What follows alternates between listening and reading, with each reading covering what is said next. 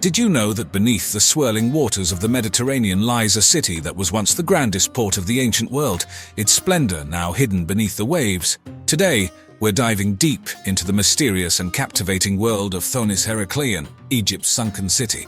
Through its rise and fall, from being an emblem of prosperity to a submerged testament of time, Thonis-Heracleion whispers tales that challenge our understanding of history, culture, and human achievement. So let's embark on this journey where we'll not only unmask the past, but also explore how the future of archaeological exploration is set to unfold. Today we're diving deep into the story of Thonis-Heraclion, a city that once stood proud but now resides beneath the waves. But what if I told you that this submerged city was once one of the grandest in the world? Yes, let's rewind back a few millennia to the days when Thonis-Heracleion was at its peak. In the time of its glory, around the 8th to the 2nd century BCE, Thonis-Heracleion wasn't just a city. It was one of Egypt's most important commercial hubs and port of entry for trade with the Mediterranean. This wasn't just a backwater outpost, it was a bustling, vibrant city filled with grand temples, trading posts and residential areas. Picture this: giant statues of pharaohs and gods adorning the public spaces, stately stone steles inscribed with royal decrees, vessels filled with goods from Greece and beyond arriving at the city's harbor, priests performing religious rituals at grand temples like the one dedicated to the god Amun-Gereb, the supreme god of the Egyptians at the time. In many ways, Thonis-Heracleion was a microcosm of the ancient world's interconnectivity. The city's strategic position near the mouth of the Nile made it a key trading hub between the Mediterranean and the Nile Delta. This wasn't just a place where goods were exchanged, it was a place where cultures, ideas, and traditions intermingled. But it wasn't just about trade. Thonis-Heracleion also had a spiritual significance. According to Herodotus, the city was where the hero Heracles first set foot on Egypt, and where Helen of Troy and her lover Paris sought refuge. This added a layer of myth and legend to the city's bustling trade and vibrant life. And while this paints a vivid picture of a thriving city, all this grandeur, all these tales and legends, all these monuments to human achievement would eventually sink beneath the waves. But what happened? Why did such a vital city disappear from history only to be discovered underwater centuries later?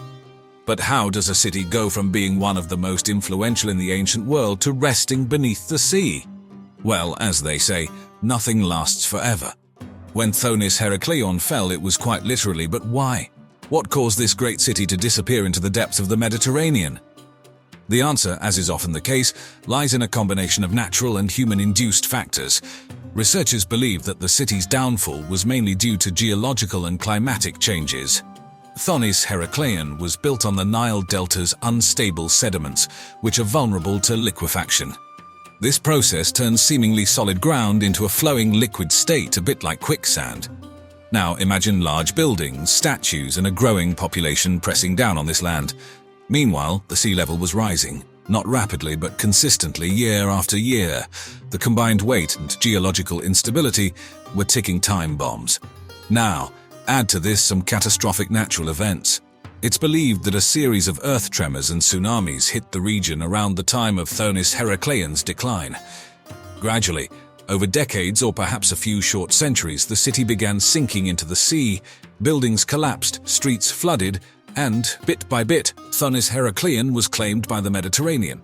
But here's the twist: while the city was slowly sinking, people didn't just abandon it. The inhabitants tried to adapt, to build over the sinking ruins to keep their city alive. But ultimately, nature had the final say. By the end of the 2nd century BCE, most of Thonis-Heracleion had sunk beneath the sea. Alexandria, another city founded by Alexander the Great, took over as Egypt's premier port, and Thonis-Heracleion gradually faded from collective memory. It wasn't until the beginning of the 21st century that the submerged city was rediscovered and brought back into the limelight, a tale we will explore in our next segment. It's easy to forget, but our past is always beneath our feet and sometimes beneath the waves. The city of Thonis-Heracleion disappeared from our collective memory until the turn of the 21st century, when our narrative takes an exciting turn.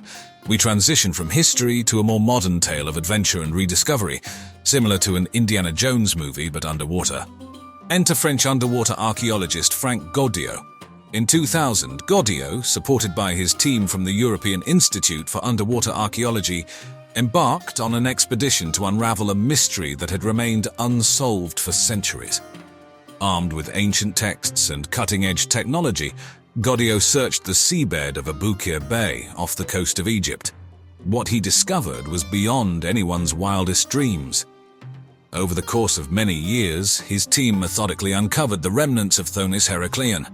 Giant statues, gold coins, stelae inscribed with ancient Greek and Egyptian scripts, pottery, jewelry, and even shipwrecks emerged from the silt-covered seabed.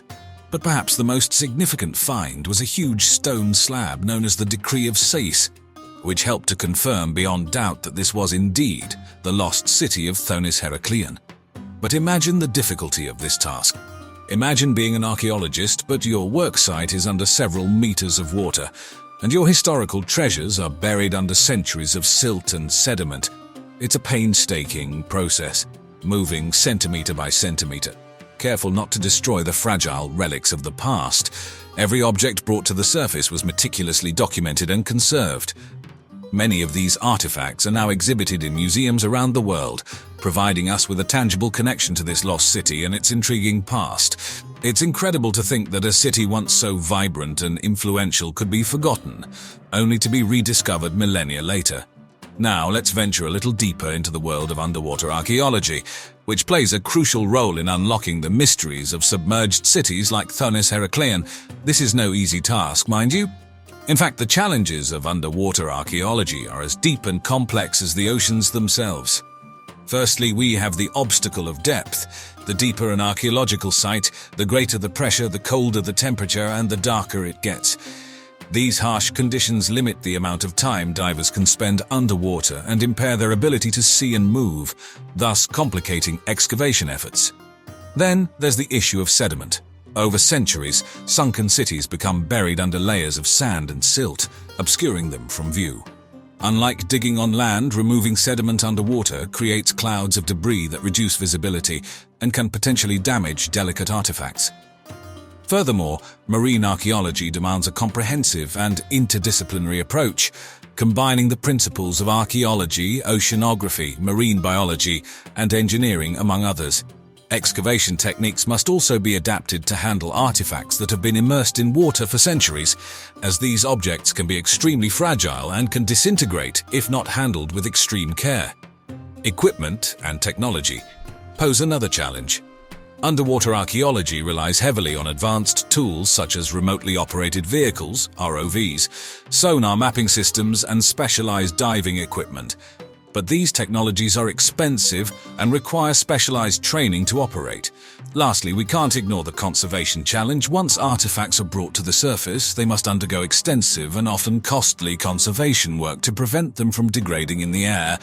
This involves removing salts and other corrosive agents, carefully drying the artifacts and preserving them for further study and display.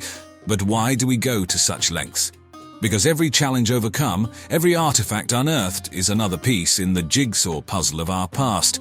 And as we've seen with the discovery and ongoing exploration of Thonis-Heraclion, the results can be astonishing, opening up new windows into ancient civilizations and their untold stories. In the end, despite all the hardships and complexities, the quest to unravel the mysteries hidden beneath the waves continues. Because just as Michelangelo once said, "I saw the angel in the marble and carved until I set him free," underwater archaeologists see the whispers of history in the deep blue and dive until they set them free. As we delve into the future of Thonis-Heracleion, we find ourselves face to face with a combination of excitement, anticipation, and concern. Yes, the journey of discovery isn't over yet. In fact, one might say it has just begun. The current body of knowledge we have about Thonis-Heracleion is like a puzzle with many missing pieces. Each dive, each excavation, promises the potential discovery of new artifacts that could help us form a more complete picture of this ancient city. However, the future isn't just about uncovering what lies beneath. New technologies like virtual reality, augmented reality, and 3D modeling can play a significant role in bringing the story of Thonis-Heracleion to a broader audience. Imagine strapping on a virtual reality headset and walking through the ancient streets of Thonis-Heracleion, seeing the buildings, the artifacts, and the people as they were thousands of years ago. Isn't that mind-boggling? Yet, While we dream of digital recreations and archaeological revelations, there is an urgent concern that looms large: the threat of climate change. Rising sea levels, warming oceans, and extreme weather events pose serious risks to underwater archaeological sites. These impacts can accelerate the degradation of artifacts and structures, and even make some sites inaccessible for study. This urgency further underlines the need for continued exploration and preservation efforts. There's an ongoing debate about whether we should leave artifacts in situ, preserving them underwater, or bring them to the surface for study and conservation.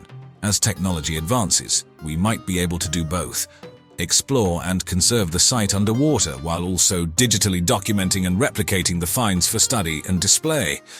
And there you have it. From the glories of its heyday to the mysteries shrouding its decline, the story of Thonis-Heraclion is indeed a fascinating saga. Its rediscovery not only gives us a glimpse into an era long gone, but also presents us with opportunities to revolutionize how we perceive and preserve our past. As we look towards the future, it's clear that the tale of Thonis-Heraclion is far from over. With advancing technology and undying human curiosity, we stand at the brink of even more groundbreaking discoveries. So, as we bid adieu to the sunken city of Thonis-Heraclion for now, remember, our journey into the depths of history has just begun, and as always, thanks for watching.